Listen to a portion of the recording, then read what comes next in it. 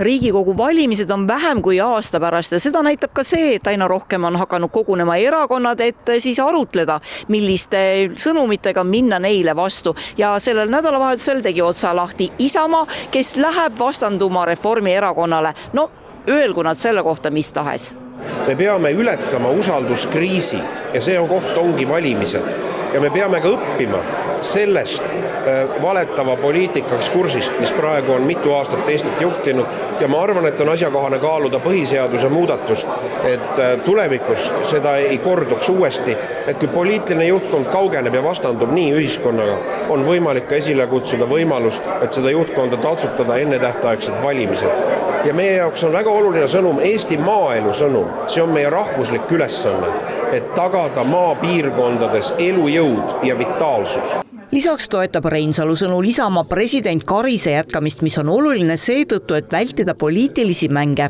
Ümbervaatamisele läheksid ka Reformierakonna valitsemise ajal kehtestatud uued maksud ja maksutõusud.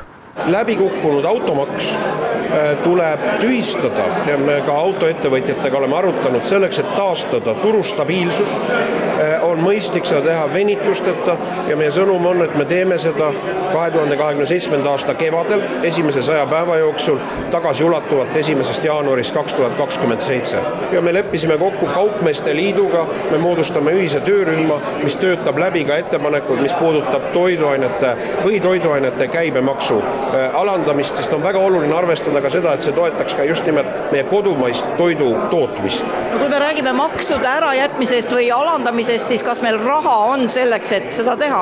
Nullpunkt usalduse taastamisel on kontrolli taastamine meie rahanduse üle. Me vajame uut riigieelarve baasseadust. Me vajame praeguses keerulises rahandusolukorras on ilmselt tuleb teha 2027. aastal, kuna valitsus on sellest keeldunud, ametist lahkuv valitsus, ka negatiivne valitsemiskulude vähendamise eelarve ja me peame taastama riigi raha juhtimise. Praegu on olukord, kus näiteks eelmisel aastal oli 2 miljardit eurot riigi raha kasutamata. Kohalikel omavalitsustel ei ole just palju ette võtta nende otsustega, mis on langetatud riigi tasandil. Ometigi saavad ka kohalikud omavalitsused neid otsuseid natukene leevendada ja võib-olla inimeste jaoks ka pehmendada.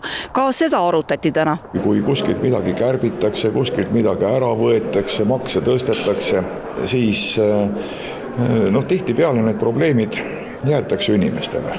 Aga kohalikul omavalitsusel ei ole neid probleeme kusagile lükata, sellepärast et need inimesed on siinsamas, selles linnas, selles vallas, meie ümber. Ja mida me teha saame? Me teeme seda ja me saame seda teha ja me olemegi teinud, et me püüame leevendada halbade otsuste mõjusid. Ehk kui me räägime siin näiteks toimetuleku halvenemisest, siis oleme ju saanud ka Tallinnas teha rida otsuseid niisuguseid, mis seda leevendaksid. Täna on Isamaa selge liider ja on oma esimest positsiooni teiste erakondade ees pikalt hoidnud. Kuid aasta Riigikogu valimisteni on piisavalt pikk aeg, et oma stardipositsiooni veelgi tugevdada või jagada edu teiste erakondadega. Isamaa lubab, et suhtub lugupidavalt ka konkureerivatesse poliitilistesse jõududesse.